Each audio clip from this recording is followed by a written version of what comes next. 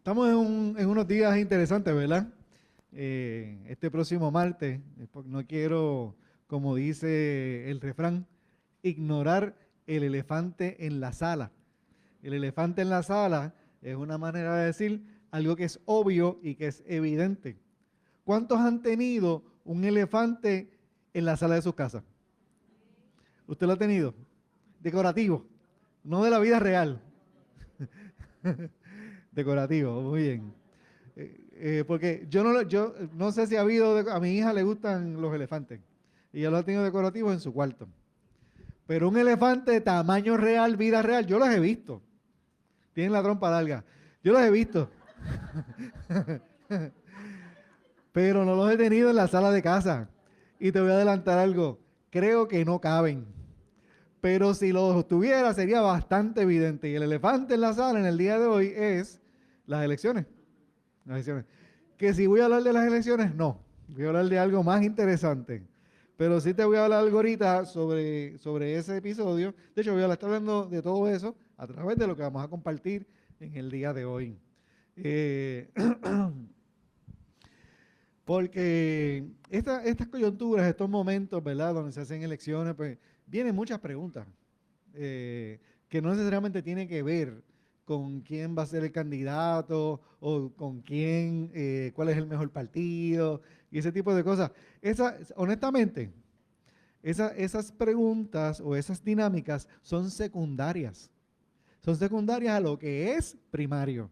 Lo que pasa es que lo que es primario no todo el mundo lo ve. Lo que es primario solamente lo ve la gente que camina con Dios. Y aquí hay gente que camina con Dios. Amén. Y entonces, pues, he titulado este mensaje, Vivir en el temor al Señor.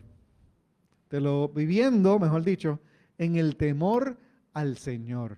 Yo me he preguntado, y que estoy seguro que muchos de ustedes también se han preguntado, preguntas así como esta, no exactamente con estas palabras que voy a usar, pero cosas así similares, como que, ¿y de qué se trata la vida? ¿Y cómo yo sé que he vivido una buena vida? Y todas estas cosas que tienen que ver con la vida. Y entonces yo he descubierto que hay dos maneras de vivir. Y perdónenme si estoy sobresimplificando cosas que pueden tener mucha más profundidad y amplitud. Eh, pero hay dos maneras de vivir. Una, con temor hacia la gente, hacia la vida, las circunstancias, las situaciones, o vivir en el temor al Señor. Dos maneras de vivir.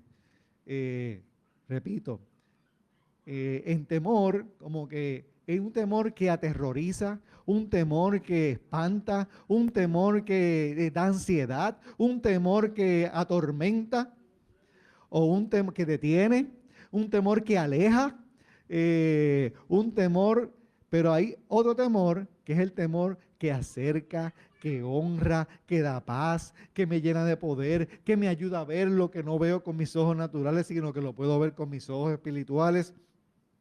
Y entonces, pues, hay dos maneras de vivir, dos temores. ¿Hay alguien que esté de acuerdo conmigo en esa parte? Bien. Mira, hubo un hombre que se hizo unos cuestionamientos bien grandes sobre la vida, sobre la vida. Y entonces escribió un libro que se llama Eclesiastés. Se cree que fue Salomón el que lo escribió.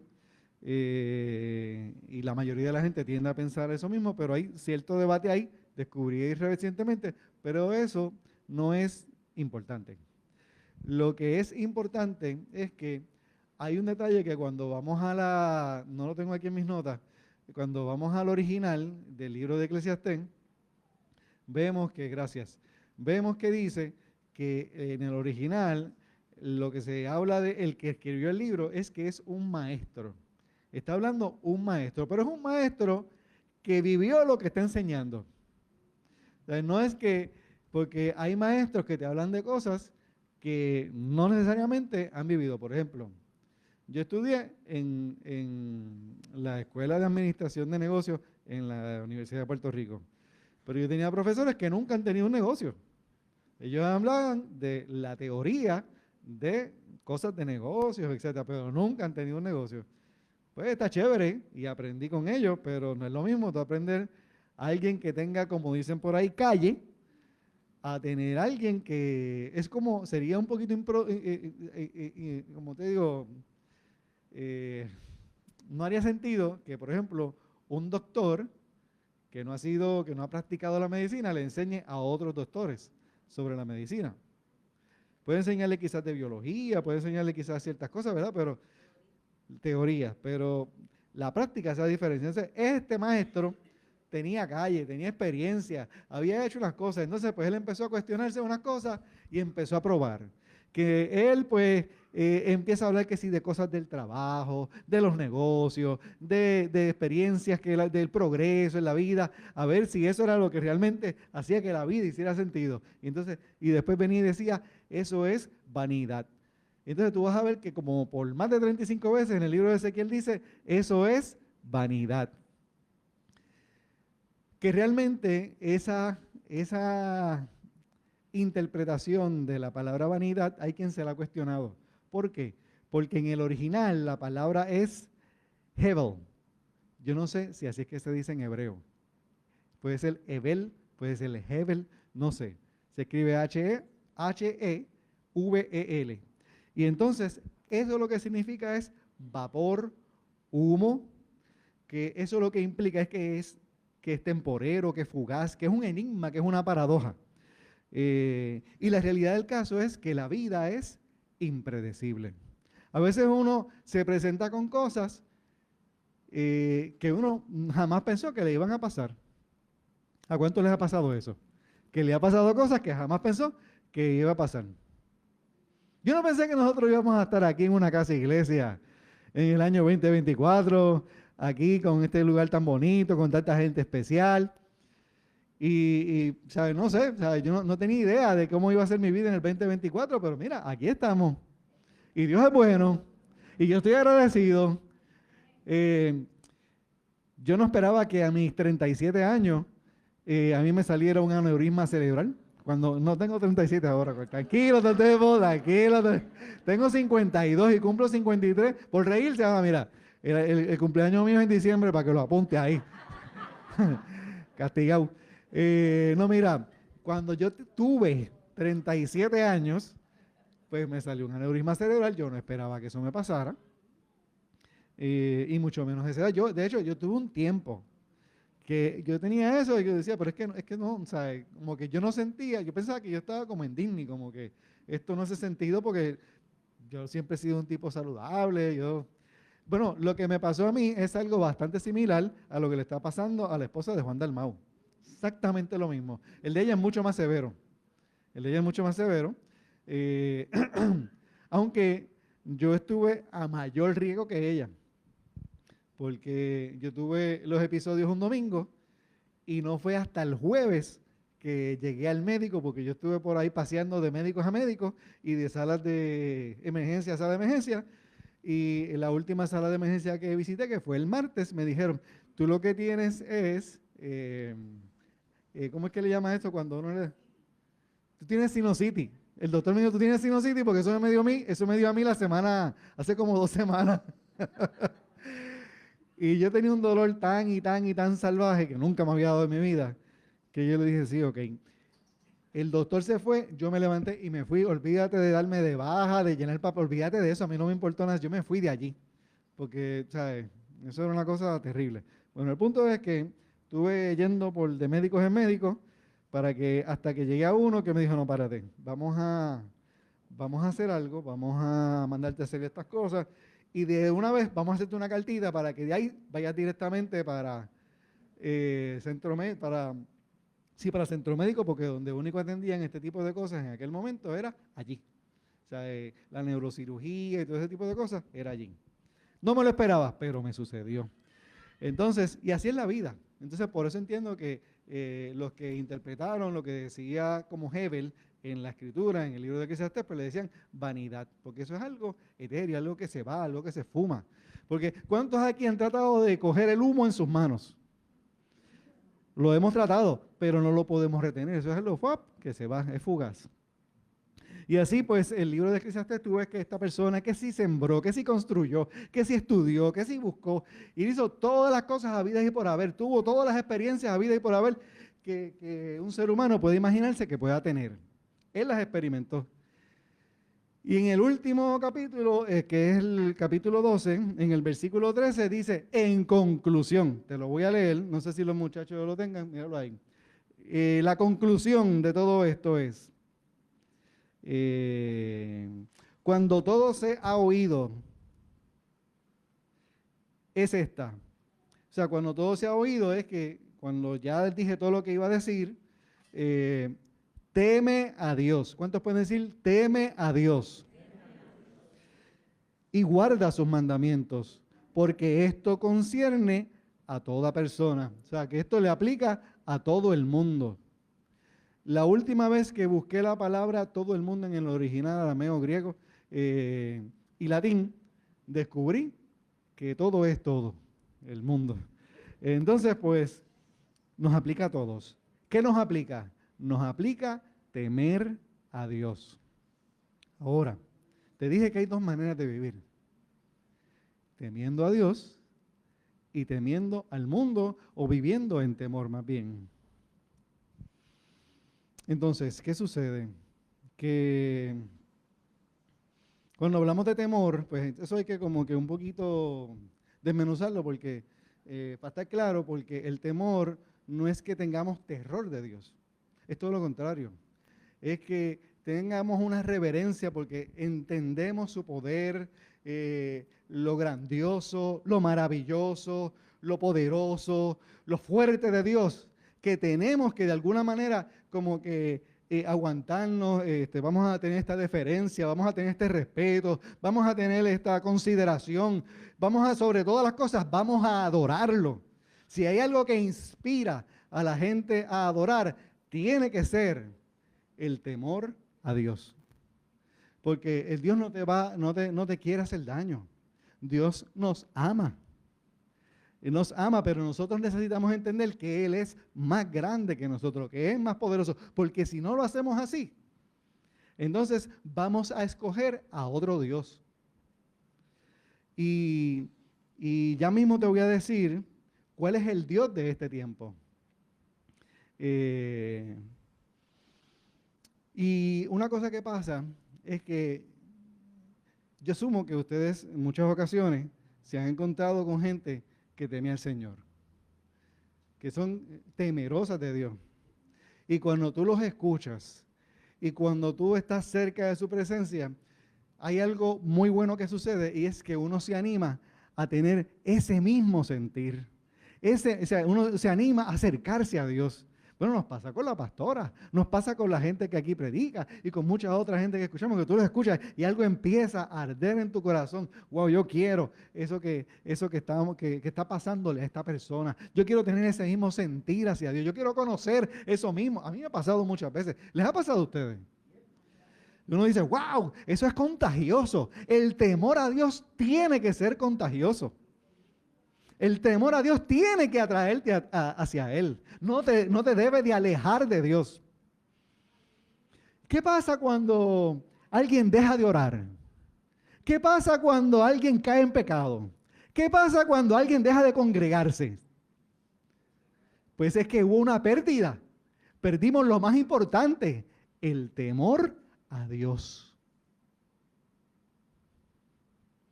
Piénsalo. Pero yo te lo voy a enseñar aquí por la palabra. Ahora, si tú me dices, Ismael,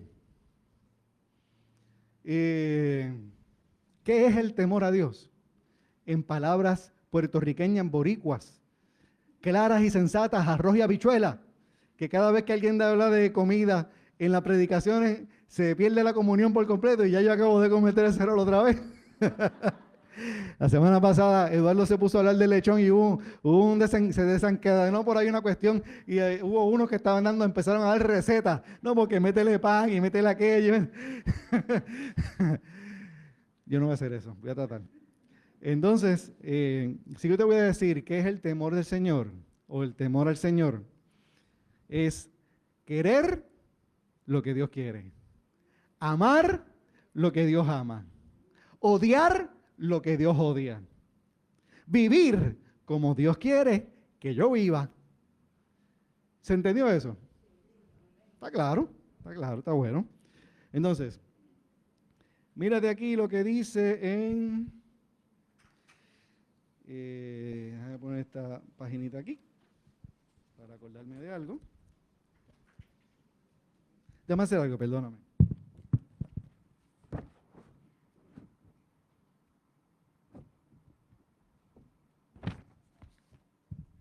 Ok, gracias.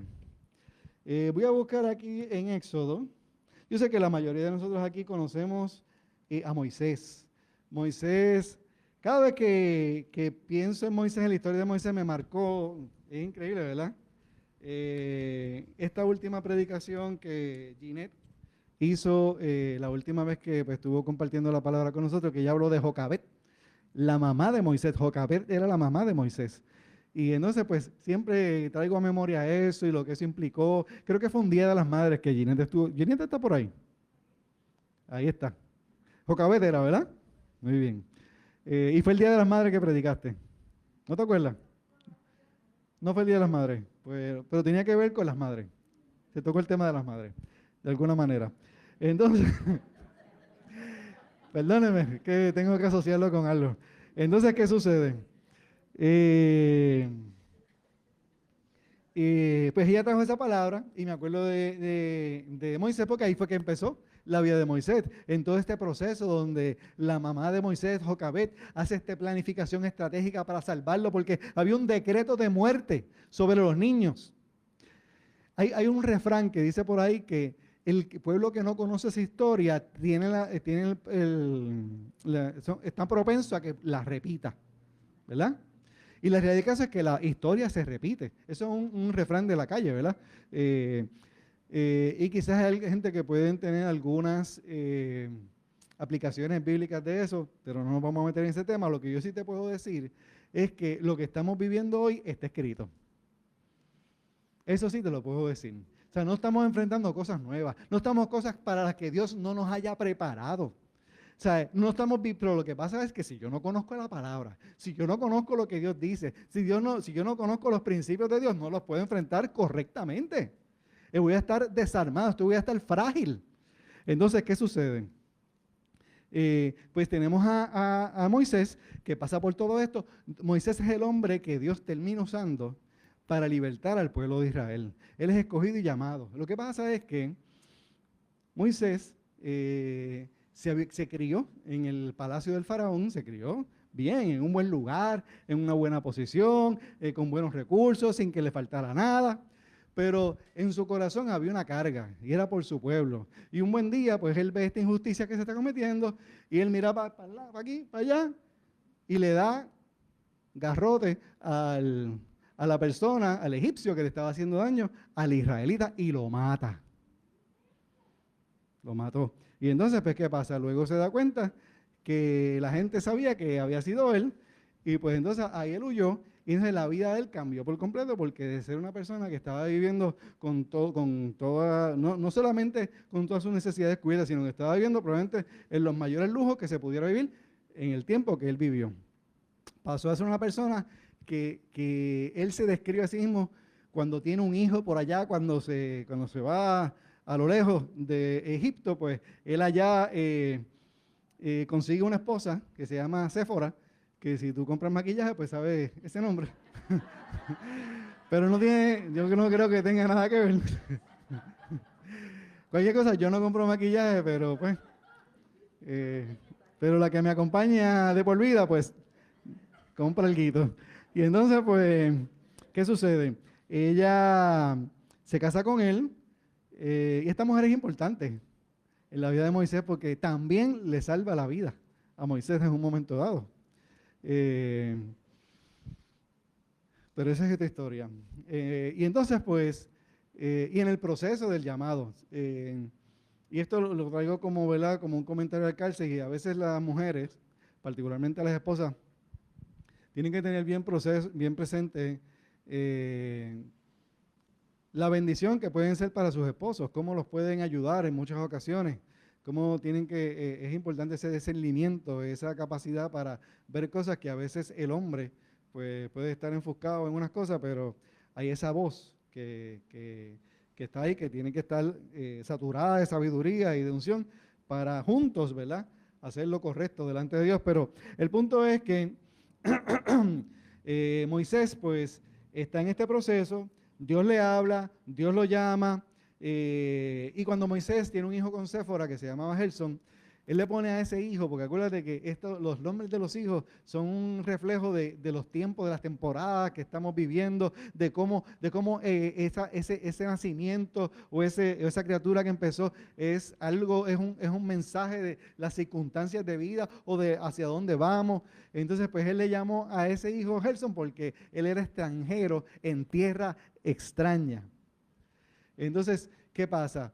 Como te dije, de él estar en un lugar de prominencia y de autoridad, él pasó a ser pastor, empleado. De hecho, el pastor probablemente era de unos trabajos que no era de los principales y de los más destacados, o sea, él pasó a ser menos. Entonces, como él no era de allá, del área donde él se fue a vivir, pues entonces era menos de los menos. Y así estuvo muchos años. Y entonces yo entiendo que ese proceso que vivió Moisés fue parte del trato de Dios con él para formar algo en su carácter y en su corazón. Él no lo vio así mientras estaba en el proceso, como nos pasa a todos nosotros. A veces estamos en unos procesos que nos causa angustia, que nos causa dolor, que nos causa sufrimiento, pero Dios está en el proceso. Y entonces hasta que llegue el día en que Dios empieza a darle un giro al proceso, que fue el momento en que se encuentra con la zarza ardiente que no se consumía. Yo sé que esta historia la sabemos, pero quiero, ¿verdad?, poner por encimita ese repasito de lo que está pasando, porque también en esa historia y en esa relación me di cuenta que en más de una ocasión Dios mismo le dice a Moisés: tú eres mi amigo. Y entonces pues esas conversaciones y esas interacciones de Moisés con Dios nos revelan mucho del corazón, del sentir de Dios con el pueblo de Dios, que en este caso específicamente era Israel, pero aquí los que estamos también somos pueblo de Dios. No porque nacimos en la tierra de Israel, sino porque así Dios lo determinó y nos llama hijos suyos por el sacrificio de su Hijo Jesucristo. Así que sí, ese era el sentir, y el sentir de Dios no ha cambiado. Él sentía de esta manera con Israel, pero también siente así con nosotros, y muchas de las cosas que vemos en Israel realmente es un reflejo de lo que nosotros mismos somos hoy. Lo bueno y lo malo también. Y entonces, como parte de hablarte de lo que Dios es y de lo que Dios quiere, yo quiero leerte esta escritura. Está en Éxodo 6 al 8. Así que ve y dile a los israelitas: yo soy el Señor, y los sacaré de debajo de las cargas de los egipcios. Los libraré de su esclavitud y los redimiré con brazo extendido y con grandes juicios. Los tomaré a ustedes por pueblo mío, y yo seré su Dios. Sabrán que yo soy el Señor tu Dios, que los sacó de debajo de las cargas de los egipcios. Los traeré a la tierra que juré a Abraham, Isaac y a Jacob, y se la daré a ustedes por heredad. Yo soy el Señor. Hubo un par de cosas aquí, o sea, de estos versículos que estamos aquí podemos hacer una serie, no una predicación, una serie completa. Bueno, yo soy de los que digo que con un versículo tú haces una serie de un año, porque la palabra de Dios es tan completa, es tan grande, es tan amplia, es tan profunda que hay ese espacio. Pero qué bueno que hoy salimos a las 3 para que yo pueda abundar todo. No, es mentira, es una broma, es una broma. Pero él dice aquí algo importante: yo seré su Dios.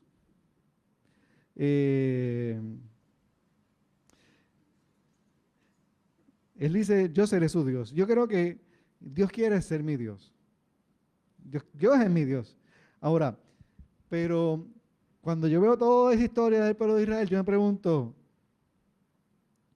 ¿el pueblo de Israel quería realmente? Porque es que ahora voy a tirar algunas preguntas porque me di cuenta que le gustan a ustedes las preguntas. Eh, y aquí pues le voy a tirar algunas para reflexionar, no me las contesten, solamente mételas en el archivo de su cerebro y deja que eso procese ahí. Porque me preguntaba cositas así, es que Eduardo dice que yo soy fanático de las preguntas, pero él veo que también le está gustando ese vacilón. Así que dice aquí, ¿qué es ser el pueblo de Dios? Me pregunto, ¿qué será ser el pueblo de Dios? Una pregunta sencilla, pero muy importante. Y a veces uno piensa que tiene la respuesta claramente. Pero ¿qué es ser el pueblo de Dios? ¿Qué implica que Dios sea mi Dios? ¿Quiero yo ser el pueblo de Dios? Porque a lo mejor uno ve eso como algo que le toca a otro o que es de allá y no es personal. Yo quiero ser el pueblo de Dios.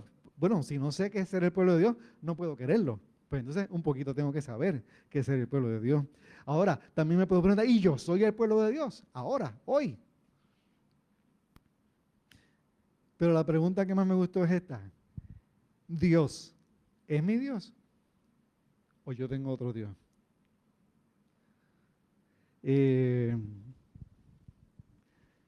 Mira, ¿tú sabes cuál es? No, aquí no me toca todavía esto. Eh, Hay dos mundos.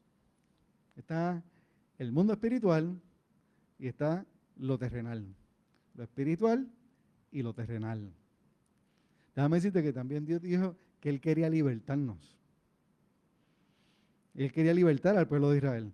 Pero todo eso es un símbolo, es un tipo de lo que estamos viviendo hoy en día. Porque la respuesta de Dios fue, el mover de Dios, la inquietud de usar a Moisés para liberar al pueblo es porque el pueblo estaba pidiendo libertad, estaba pidiendo salir de la opresión. Había un clamor, había un gemido y la verdad es que la estaban pasando mal. Ellos en un momento dado hacían ladrillos, ¿verdad? Para construir, etcétera. Y entonces le daban parte de la materia prima. Entonces lo que hicieron fue, no, ustedes tienen que hacer, no sé cuántos eran, pero ponle 100 ladrillos al día. Pues ahora los vas a seguir haciendo, pero entonces en vez de que te traigamos la paja, ahora la vas a buscar tú. O sea que vas a hacer lo mismo, pero vas a pasar más trabajo. ¿A cuántos aquí les gusta pasar trabajo?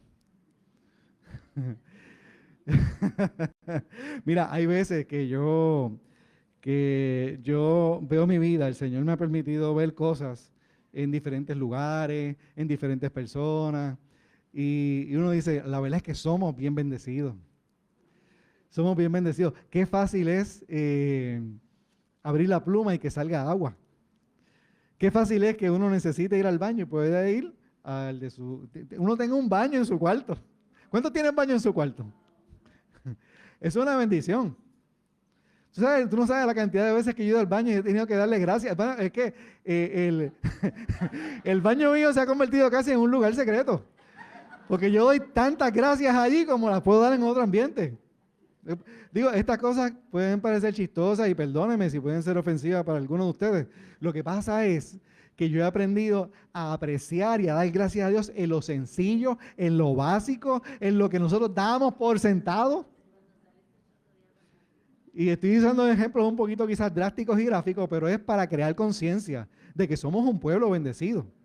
Pero eso también puede ser un limitante, porque estamos tan y tan y tan cómodos que nos encerramos en una burbuja, en la burbuja de la comodidad, en la burbuja del status quo, en la burbuja de mis circunstancias. Y eso puede traer pérdida, porque cuando nos acomodamos, entonces ¿sabes qué pasa? No nos activamos. Cuando nos acomodamos, no nos activamos.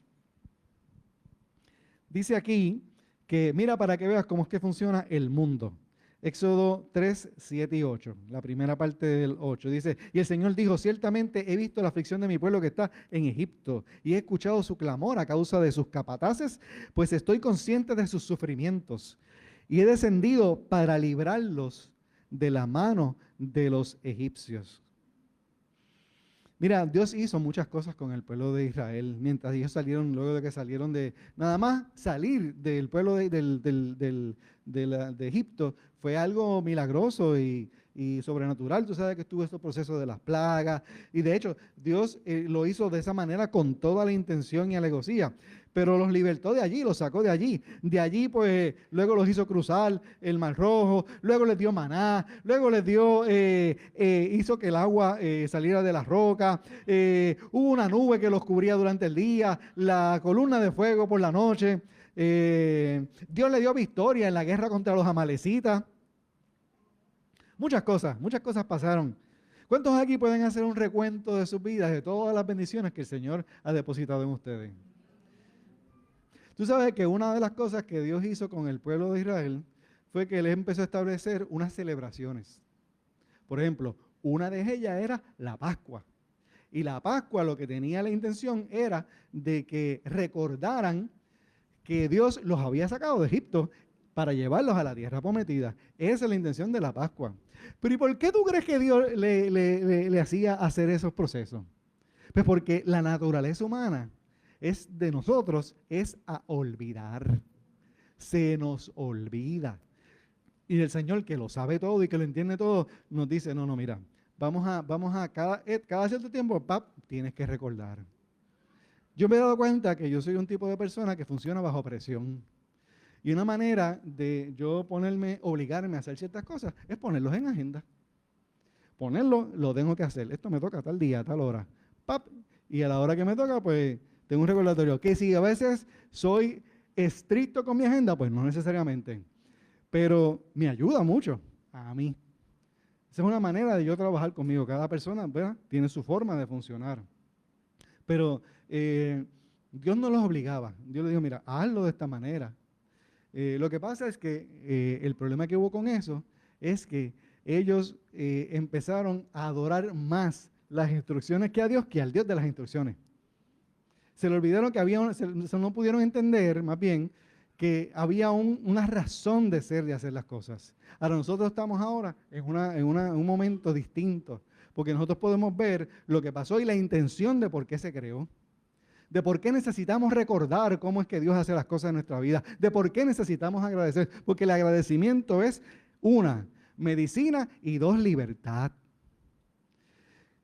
Yo he sabido estar en momentos de angustia, de preocupación y de sufrimiento y empiezo a dar gracias. ¡Pah! Y gracias, Señor, por esto. ¡Pah! Y gracias, Señor, por esto. ¿Y tú sabes qué empieza a pasar? Que empiezo a experimentar la paz del Señor. Empiezo a ver con claridad. Lo que antes no entendía, lo empiezo a entender. Y esa es la cosa que Dios hace a través de los tiempos de gratitud. La gratitud es un deber de nosotros. Es una necesidad de nosotros. Vivir agradecidos. Entrar por sus atrios con acciones de gracia.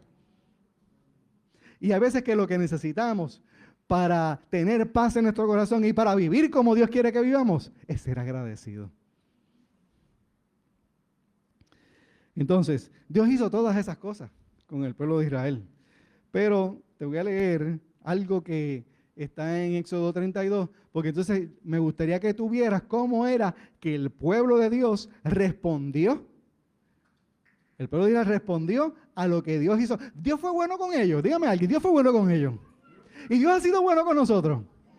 Y yo te dije que nosotros somos como el pueblo de Israel. Ok, mira lo que pasa aquí con el pueblo de Israel. Entonces todo el pueblo se quitó los pendientes. O sea, entiendo que son las pantallas de oro que tenían en las orejas. Y los llevaron a Aarón. Y él los tomó de sus manos.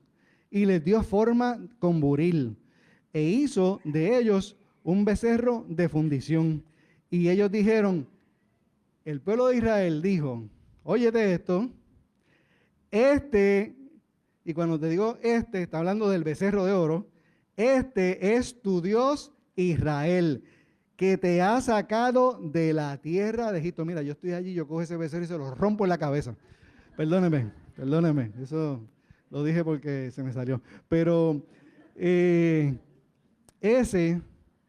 esa fue la respuesta después de que Dios le dio comida, le dio agua, le dio victoria, la cubierta, no le faltó ropa, no le faltó nada. Pero el detalle de eso es que esa misma actitud muchas veces la tenemos. ¿Tú crees que en ese momento que ellos hicieron, pero no solamente se queda ahí, dice que después de que pasó todo esto, ellos hicieron una fiesta, supuestamente para honrar a Dios, pero la Biblia dice que se fueron en desenfreno. Eso se fue un pata abajo, pero hasta lo último. Tú sabes, eso se tornó, porque tú sabes qué es lo que pasa. Que entonces ellos empezaron a creerse que esto lo hicimos nosotros, que nosotros podemos, este es el oro de nosotros fuimos los que lo fundimos, nosotros fuimos lo que hacemos, y a veces nosotros vivimos con un estrés y con una frustración y con una cuestión porque lo queremos controlar todo, nosotros queremos hacer las cosas a la manera de nosotros. Mi hermano, eso no es temor de Dios. Eso es temor del hombre. Yo te necesito controlar, yo necesito manejar las cosas, yo sé cómo se tiene que hacer. Nadie me diga nada, que nadie me diga nada porque yo no voy a cambiar. Mira, esa actitud del pueblo de Israel es desprecio, menosprecio, rechazo, soberbia, orgullo, altanería, arrogancia y burla. Y en esa estamos todos nosotros. Empezando por mí. ¿Cuál es el ídolo de este tiempo? El principal, el número uno. El ídolo principal, que no es Dios, que es Dios con letra minúscula.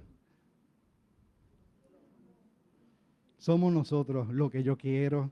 Porque en vez de que, como dice la canción, que Cristo sea el centro, yo soy el centro. Si me gusta, si me conviene, si eso me atrae. La voluntad de Dios no importa, no me interesa. No hay que orar por eso es lógico. El sentido común te lo dice. Y por eso mismo es que tenemos tanta ansiedad. Y por eso es que vivimos oprimidos. Y por eso es que vivimos como vivió el pueblo de Israel, esclavos. Porque somos esclavos de nuestra voluntad. Porque como decía Eduardo la semana pasada, vivimos respondiendo a lo que dice nuestro corazón. Pero nuestro corazón es más engañoso que cualquier otra cosa. Y el corazón, como se ha dicho aquí 1.000.000 de veces y otro poquito más, el corazón pues son las emociones. Si vivimos por las emociones, el cómo me siento. Porque tú sabes qué es lo que pasa. Una de las cosas que hizo Dios con Moisés, una de las primeras cosas que hizo Dios con Moisés, fue sanar su corazón. Porque cuando Moisés fue llamado por Dios, lo primero que le dijo, no, pero es que yo no sé hablar, yo no sé esto, yo soy extranjero. O sea, me empezó a darle todos los argumentos habidos y por haber. Porque había estado un poquito lejos de la presencia de Dios. Él no entendía cómo era que Dios lo veía. Y muchas veces nosotros tenemos estas actitudes y tenemos estos comportamientos porque no entendemos cómo es que Dios nos ve a nosotros. Pues déjame decirte, Dios nos ve como hijos. Y luego por eso era que Dios le hablaba a Moisés, tú eres mi amigo. Yo tengo confianza en ti, yo te escogí. Y Dios fue misericordioso con Moisés porque dice la Escritura que le dio coraje con Moisés por esa actitud. Chico, pero te lo estoy diciendo yo soy Dios. Y él le dijo, bueno, mira que yo soy Dios, el Dios de Abraham, el Dios de Isaac y de Jacob. Y entonces, cuando tú miras ahí, cuando Dios dice eso, pues te está diciendo muchas cosas porque te está diciendo, yo soy el Dios de la promesa, pero yo soy el Dios de Abraham, del que no podía tener hijos. Yo lo hice que tuviera hijos, cuando no podía tener hijos.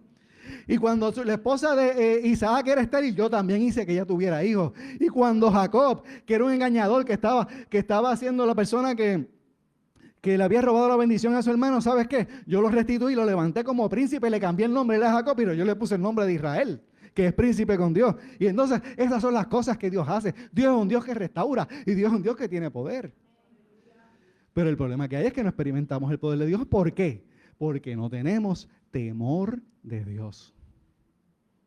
Entonces, mira qué sucede. Con más frecuencia nos encontramos viviendo de esta manera. Nos encontramos que tenemos planes. ¿Cuántos tienen planes aquí? Allí Wanda tiene, ¿tú tienes planes, Norma? Digo, Wanda tiene planes, eso es. Más nadie tiene planes. Ustedes le han cogido miedo a mis preguntas, eso es. Todos tenemos planes, tranquilos, los planes no son malos. Es bueno planificar, Señor, pero lo que pasa es que a veces excluimos al Señor de nuestros planes y ahí es que viene el problema. No tenga miedo con tener planes, porque ahí es que está el detalle, que tenemos planes, pero no contamos con Dios, no oramos por eso, no buscamos su dirección. A veces, ¿sabes qué? Tenemos temor a la respuesta de Dios a nuestros planes y por eso no oramos, porque Dios no puede cambiar nuestros planes, porque eso es lo que Dios hace. Dios endereza el plan de los hombres. Entonces, otra cosa que pasa es que no importa si vamos o no vamos a la iglesia, pero amamos las cosas materiales. Rechazamos la palabra de Dios y no la tenemos muchas veces como anticuada y como inservible. Y mejor leemos cualquier otro libro o escuchamos cualquier otra cosa que no es la palabra de Dios. Yo estaba escuchando una entrevista que le estaban diciendo a este hombre, que se me escapa el nombre de él ahora mismo, pero es un individuo que ha escrito muchos libros, que es un maestro, es una persona ya bastante mayor, pero aún así es tremendo. Él es de apellido Kendall, pero tiene unas siglas antes de eso. El punto es que lo están entrevistando y entonces le hacen una pregunta: mira, ¿qué es lo que alguien necesita para caminar realmente ¿verdad? Con éxito en el camino de Dios y como cristiano? Entonces, ¿verdad? Y no es pues un hombre que ha estudiado tanto, que ha impactado tantos líderes a nivel mundial, y pastores y líderes de todo tipo. O sea, una persona con una trayectoria heavy duty, que se llama R.T. Kendall. Y entonces, pues le dice: pues mira, lo que tú necesitas es orar y leer la palabra de Dios. Y entonces, pues, hay quien se puede ofender con eso, porque es menospreciar como que, mira, hay que prepararse, hay que estudiar, con lo cual yo estoy totalmente de acuerdo. Yo creo que es importante tener una preparación, porque estamos viviendo en un tiempo que lo demanda, que haya entendimiento de las cosas y que profundicemos en los asuntos. Pero él fue más simple, porque lo que pasa es que lo que él quiso decir con eso es que a veces perdemos lo más básico. Y eso a veces es por donde siempre hay que estar. O sea, de ahí no nos podemos salir. Ora y lee tu palabra. Ora y lee tu palabra. Conoce tu palabra. Y a mí me sorprende cómo a veces la gente dice tantas cosas que no están en la Biblia, porque no la conocen. Y hay veces que enfrentan la vida sin las herramientas de Dios. Mira, si no conocemos la palabra, no puede haber ni sanidad ni libertad. Pero más aún, no puede haber temor de Dios, porque yo no puedo respetar, yo no puedo honrar, yo no puedo adorar a alguien que no conozco. Moisés tuvo que tener encuentros con Dios personales y directos. Cuando Moisés se encuentra en la presencia de Dios, que escucha la voz: no, es que estás en la presencia de Dios, lo primero que hizo fue taparse el rostro. Cuando Isaías se presenta delante de la presencia de Dios, él cae en el piso y él reconoce: yo soy un hombre inmundo, que no merezco estar en la presencia de Dios. Esa es la actitud que nosotros tenemos que tener, pero lo que pasa es que el enemigo ha sido efectivo robándonos el temor de Dios, porque si nos roba el temor de Dios, nos alejamos de Dios, nos alejamos de su palabra, nos alejamos de lo que dice y caemos en una cosa que es lo que destruye al hombre: el pecado. Y a veces el pecado es un rompecorillo. No hable de pecado, porque ahí se va todo el mundo de la iglesia o se va todo el mundo de la conversación. Pero lo que pasa es que el pecado es la herramienta del diablo para alejarnos de Dios y para destruirnos. No es la herramienta de Dios para condenarnos, porque Dios no vino a condenar al mundo, Él vino a salvar al mundo. Y te dije ahorita que Dios nos ama, que Dios quiere ser nuestro Dios, que Dios quiere que seamos su pueblo. Esto no se trata de que nos sintamos mal, esto se trata de que nos alejemos de Dios, esto se trata de que nos acerquemos a Dios en toda confianza, sabiendo que Él nos ama. Pero para eso tengo que conocerlo, tengo que conocer la palabra. Pero sobre todas las cosas, tengo que vivirla. Porque te dije que el tema de esta predicación cambió ahorita. Era: teme al Señor. Pero me di cuenta que había que darle un poquito de sabor a esto. Y por eso es que lo cambié a viviendo en el temor del Señor. Y tengo que vivir en el temor del Señor hoy. Pero también tengo que hacerlo ahorita. Y lo tengo que hacer mañana. Y toda la semana. Y a donde yo vaya. ¿Tú sabes cuál es el problema principal de Puerto Rico? Que no vivimos en el temor del Señor. que los que nos han gobernado no han vivido en el temor del Señor. ¿Y quién tú crees que escogió Dios para que cambie corazones? Que el único que cambia el corazón, pero para que se clame, para que cambie, pues es la iglesia. La iglesia es la que tiene que levantarse. El Señor cambia el corazón de los gobernantes, cambia el corazón de los que se están postulando, de todos, de los gobernadores, de los alcaldes, de los comisionados residentes, de los senadores, de todos los que van a participar. Ellos necesitan caminar en el, no que lo digan, que esté dentro de su ser, pero es las oraciones de nosotros. Y nosotros principalmente tenemos que caminar en el temor. Cuando nosotros vayamos a votar, porque yo voy a asumir que aquí la gran mayoría van a votar, punto. Yo no te voy a decir, ve a votar, no, yo voy a asumir que tú vas a ir, punto. Pero te voy a decir, sé luz. Donde tú estés, antes de ir, ora. Ora para que cuando tú llegues allí, la presencia de Dios esté. Porque hay mucha tensión en el ambiente. Porque queremos controlar, porque el mundo quiere dictar la narrativa de cómo tiene que vivir Puerto Rico, pero la narrativa de cómo debe vivir Puerto Rico no la dice el mundo, la dice Dios. Y si el sitio donde tú vas a ir a votar, llega alguien saturado de la presencia de Dios, ¿qué tú crees que va a pasar allí? Pues allí va a haber paz. No va a haber conflicto, no va a haber males entendidos. Yo no te voy a decir a ti por quién votar, yo te voy a decir, busca la dirección de Dios. Deja que el Señor te hable. Déjame decirte algo, cuando Moisés se metía en la presencia de Dios, el Señor empezó a revelarle cosas. Y el Señor empezó a decirle, no, mira, aquí están estos 10 mandamientos, cool, pap, y tienes eso ahí. Pero empecé a decirle instrucciones de cómo van a comer, cómo se van a comportar, cómo van a bregar con las personas que tengan ciertas condiciones, cómo van a detectar enfermedades, cómo van a... todos los rituales habidos y por haber, un montón de cosas. Porque tú sabes qué es lo que le estaba diciendo.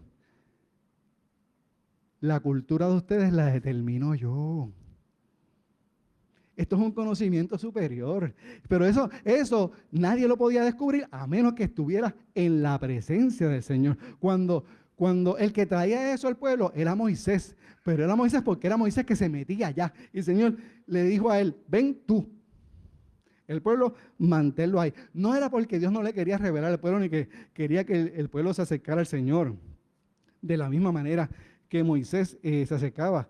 Lo que pasa es que ellos no estaban listos. Pero, dice la Escritura, que con el sacrificio de Jesús en la cruz, se descorrió ese velo que separaba físicamente al hombre de la presencia de Dios. Y que ahora ese sacerdote que era Moisés, porque el sacerdote es una persona que es un intermediario, que ahora el único intermediario entre Dios y el hombre es Jesucristo hombre, al cual todos tenemos acceso, el cual es nuestro Salvador, el cual es nuestro Redentor, el cual es nuestro Libertador, el cual es nuestro Sanador, y tenemos acceso directo a la presencia de Dios. La misma presencia de Dios que Moisés experimentó, la podemos experimentar tú y yo hoy. Pero entonces, ¿qué otras cosas nos crean esa distancia y nos impiden podernos acercar a la presencia de Dios? Cuando tenemos, mira, he visto esto, cuando tenemos la postura de que la ciencia sabe más que Dios, lo cual es una gran contradicción, porque si hay algo que es evidencia, no solamente de la existencia, sino de la magnificencia y del poder y de la soberanía de Dios, es la ciencia. No hay un tema científico que no se discuta, o por lo menos un género de la ciencia, entiéndase la física, química, biología, astronomía, bueno, astrología no, pero, pero todo está ahí, todo está ahí. Y los cielos cuentan la gloria de Dios, la naturaleza espera la manifestación de los hijos de Dios. O sea, hasta de tecnología hay cosas aquí en la palabra.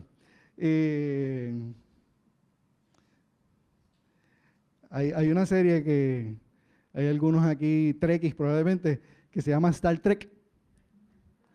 Bastante viejita. ¿Cuántos vieron o ven Star Trek? Mira, él la veía. Eduardo no la veía porque no levantó la mano. Chacho, Eduardo la vio como 100 veces. Pero en esa serie, una de las cosas que hacían, yo la veía. En mi casa no había cable TV, yo tenía que ver las versiones viejas de Star Trek. El punto es que una cosa que había en Star Trek era que Captain Kirk y Spock se teletransportaban. Estaban de repente en la nave y no, pero llegamos a este planeta, pues se paraban allí en un cuarto que tenían, se paraban así todo el mundo derechito, y venía una luz, ¡fuácata! Y los aparecía allá. Entonces los teletransportaba. Pero eso está en la Biblia. O sea, Star Trek está atrasada. O sea, el Señor movió gente de un lugar a otro. Y así te puedo hablar de un montón de cosas que ni Hollywood se le ha podido parar al lado a la palabra de Dios. El punto es que siguen habiendo cosas que puedan impedir, porque eso sutilmente se mete, sutilmente entra. Y entonces, otra cosa es que a veces se normaliza el pecado, específicamente el pecado sexual, que by the way, que quede bien claro esto, Dios ama al pecador, pero odia el pecado. Son dos cosas muy diferentes, porque si yo te digo a ti, vamos a condenar a todos los que hagan esto o aquello, pues entonces ya yo estoy cayendo en otra cosa que está alejándonos de Dios, que es el legalismo. ¿Y qué es el legalismo? El legalismo es cuando entramos en juicio y condenación. Ah, no, porque aquel no, porque no está haciendo lo que las cosas como Dios las dice, y empezamos a menospreciar, que eso era una de las cosas que más Jesucristo condenaba, el legalismo, el fariseísmo. Y así tenemos un sinnúmero de cosas, pero yo lo que quisiera compartirte es que está habiendo una pérdida grande cuando no vivimos en el temor del Señor, porque una de las cosas que estamos perdiendo es revelación de ese entendimiento de las cosas que Dios tiene, de las cosas que Dios hace, de las formas y maneras de cómo conducirme. El Señor me dio una palabra bien fuerte y es porque yo estaba buscando, quería hacer unas cosas en la oficina y pues no sabía exactamente, y estaba que si leyendo libros, que si cogiendo training, lo cual es bueno, no es nada malo, es buenísimo. Y yo le recomiendo a alguien que esté en algún trabajo, coge tu training, aprende cómo hacerlo mejor, etcétera. Pero en un momento dado el Señor me inquietó y me dijo, ¿sabes qué? Eso está bien, pero yo quiero que tú busques algo más. Yo tengo algo que yo te voy a revelar, cómo hacerlo distinto a lo que tú, y que tiene que ver con tus recursos, con tus capacidades. Oye, ¿qué fue lo que Dios usó para que el pueblo de Dios cruzara, para que se hicieran milagros delante de Faraón? ¿Qué fue lo que Dios usó? Ahí está, una vara. Y la vara era para eso. Era para cruzar para dividir mares, para demostrar el poder de Dios delante del faraón. No. Lo que pasa es que Dios hace lo que le da la gana. Por eso Dios es Dios. Y Dios usa las cosas sencillas. Y lo que a veces uno descarta, eso es lo que Dios quiere usar. Ahora, de la misma manera que Dios puso algo en la mano de Moisés, Dios pone algo en las manos de nosotros. Todos aquí tenemos algo en nuestras manos, una capacidad, un contacto, un recurso, y esas cosas Dios las activa. Si hay algo que Dios hizo a través de la vida de Moisés y nosotros hemos perdido en este tiempo, es el entendimiento y la activación del poder sobrenatural de Dios en nuestra vida. A veces decimos, vamos a orar por eso, pero lo decimos como algo repetitivo, como algo automático probablemente, como que ya es parte de un diálogo que se habla como que culturalmente en las iglesias. No, pero es que hay que activar la palabra de fe, que dice, no, vamos a meternos porque Dios va a hacer algo. Tú sabes que yo he tenido con la pastora diferentes experiencias porque a veces yo quiero ser bien práctico. Y entonces la pastora viene, y me mete el elemento de la fe. No, pero es que Dios va a obrar, ¿verdad? ¿Y sabe cuál es el problema? Que se da como la pastora dijo. Y toda la idea práctica que yo tenía, se desbarató. Y le doy gracias a Dios por eso, porque eso es lo que Dios usa para ayudarme a crecer, a caminar. Pero otra cosa que hemos perdido es autoridad. La iglesia no se ve como alguien de autoridad, sino se ve en las afueras. Pero la iglesia es la autoridad, no porque yo lo diga, es porque lo dice la palabra, porque la iglesia la creó el Señor. Lo que pasa es que la autoridad de la iglesia no viene de la manera que viene, la del mundo. Viene distinta porque nuestros recursos son espirituales. principalmente. Pero si tú miras las escrituras, tú veis a los profetas diciéndole a los gobernantes cómo era que tenían que hacer las cosas. En un momento dado, la iglesia, vamos a decir, las organizaciones eclesiásticas, por llamarlo de esa manera, quisieron tener ambas cosas, ser la iglesia y gobernar a la misma vez, ser los reyes. Eso pasó específicamente con Constantino. Pero es que no es así. No es que esté mal que alguien que sea, todo lo contrario, toda persona que dirija un país, sea un líder en lo que sea, debe ser un hombre temeroso de Dios. Pero una cosa es una cosa y otra cosa es otra cosa. Eso lo dijo alguien y se hizo famoso. Y se hizo famoso. Yo espero no hacerme famoso por las mismas cosas. Hablando de cosas. Otra cosa que hemos perdido es la sabiduría. Dice la Escritura que el principio de la sabiduría. ¿Y qué es la sabiduría? La sabiduría es saber lo que Dios sabe y hacerlo como Dios quiere que se haga. Ese es el sabio. ¿Cuántos quieren sabiduría en este tiempo? Y por último, otra cosa que hemos perdido es la libertad. Yo creo que vivimos en mucha opresión y a veces no nos damos cuenta. A mí me ha pasado. Yo he perdido el sueño en ocasiones, que no duermo por las preocupaciones, por la tensión. O sea, me encantaría decirte que yo tengo esto mangado, que yo vivo en el temor del Señor, que cuando yo llego a casa hay un chequiná ahí en el segundo piso, y yo llego y cuando salgo Larisa me ve con el corro, me tengo que tapar la cara porque el rostro Eso no pasa, yo soy humano. Yo necesito de Dios, yo necesito ayuda, Mira, la pastora me escribió ayer, estoy orando por ti para que el Señor te use mañana, porque así es como ella funciona, ¿verdad? Ella siempre está orando. Y mi respuesta es sencilla, gracias porque la necesito siempre, subraya siempre. ¿Cuántos necesitan de Dios aquí?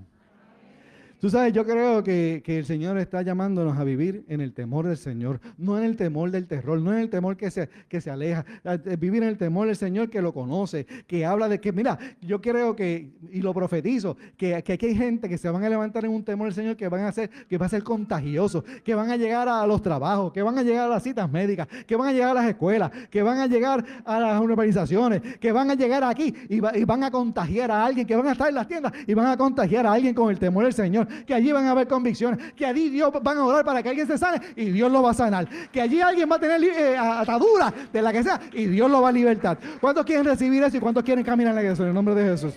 Muy bien, pues me gustaría orar.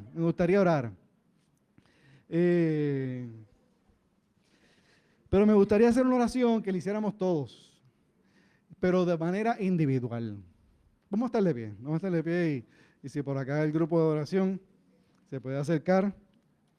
¿Qué ustedes creen? ¿Hace falta eso? Hace falta gente que vivamos en el temor del Señor. Hace falta rescatarlo. Hace falta porque mira, ¿sabes qué? El pueblo de Dios caminó con Dios y vio los milagros y vio las maravillas y aún así le dieron la espalda a Dios, empezando por Aarón, que era el hermano de Moisés y que cuando en un momento dado Dios llamó, mira, dile a Moisés, ves con Aarón y con los ancianos. Este grupito, acérquense ustedes un poquito más. Aún así, él y todos los que estaban con él cayeron en idolatría. Somos vulnerables a caer en este tipo de cosas. O sea, no nos pensemos, dice la Escritura, el que piensa que esté libre de pecado, ¿cómo dijo? Mire que no caiga. Ahí está.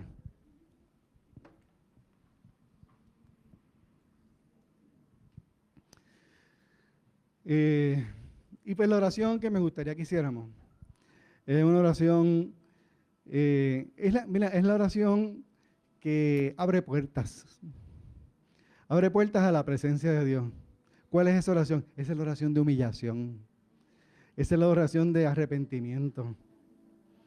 Hay quien puede estarle poniendo límites al obrar del Señor, porque a lo mejor necesita arrepentirse de un pecado. A lo mejor necesita perdonar. Porque no perdonar es algo muy destructivo. Eso es como un veneno que se mete en el corazón. y empieza a carcomer, es un cáncer destructivo. Y entonces el problema de eso porque es como una semilla también que sale algo, pero no es un fruto bueno, es algo como destructivo, como esas películas que salen cosas que matan a la gente por todos lados, por cada rato que hay sale una cosa mala.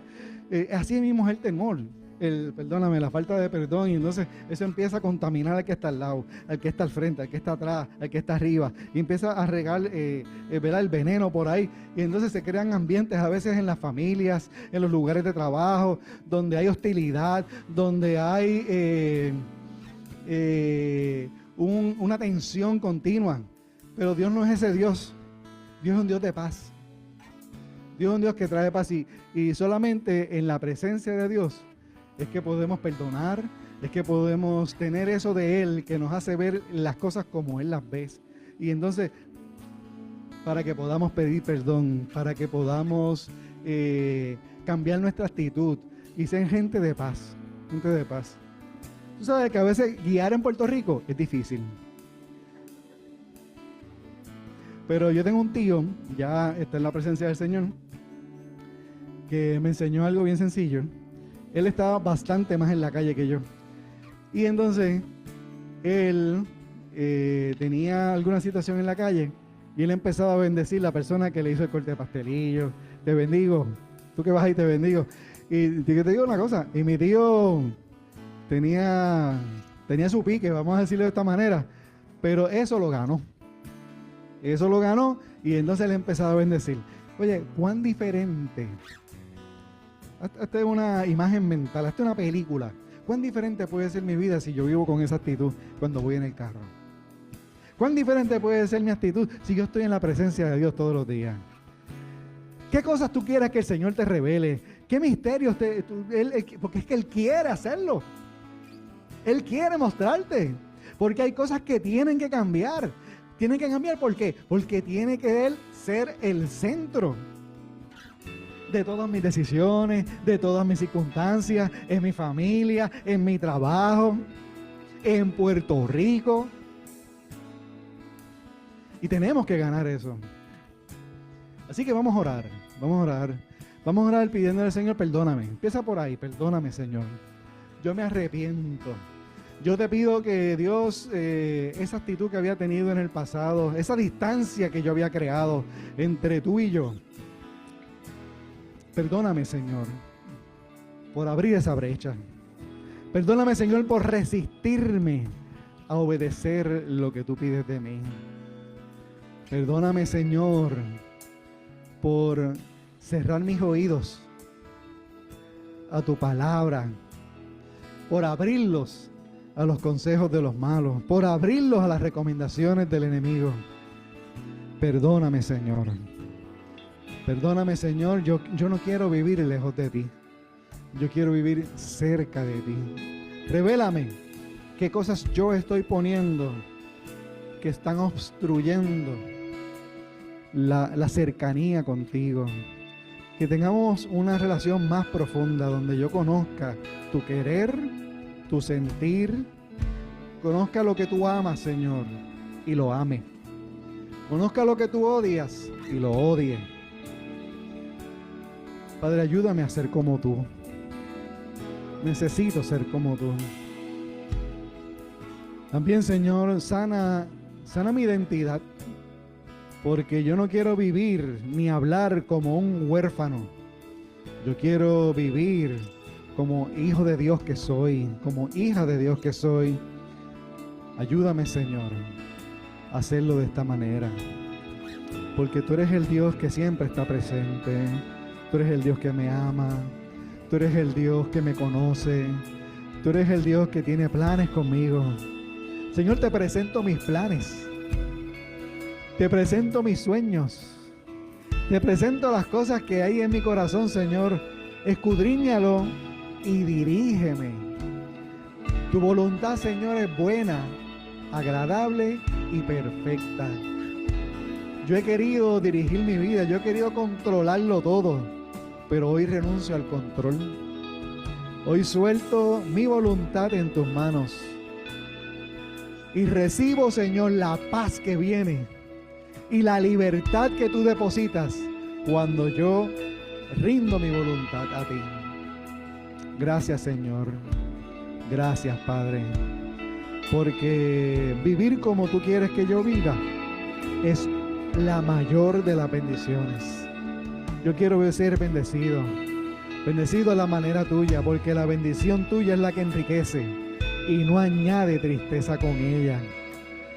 Señor, porque perder mi voluntad, perder cosas que anhelan en mi corazón, es tener victoria y es tener ganancia en Cristo. Estoy ganando, Señor, lo que tú has diseñado. Estoy ganando, Señor, lo que tú has preparado de antemano. Gracias, Señor. Gracias, Señor. Gracias, Señor. Gracias porque estás aquí. Gracias. Enséñame, Señor, a ver las pequeñas cosas para darte gracias, para honrarte en todo tiempo, para adorarte, que es lo que tú esperas de mí, Señor. En todo lo que yo hago, Señor, tenerte presente. Gracias, Dios. Gracias, Dios. Tú eres bueno, Señor. Y yo sé que estás trayendo paz y libertad a mi vida. En el nombre de Jesús. En el nombre de Jesús. En el nombre de Jesús, que tiene poder para transformar. En el nombre de Jesús. Amén. Amén. Amén.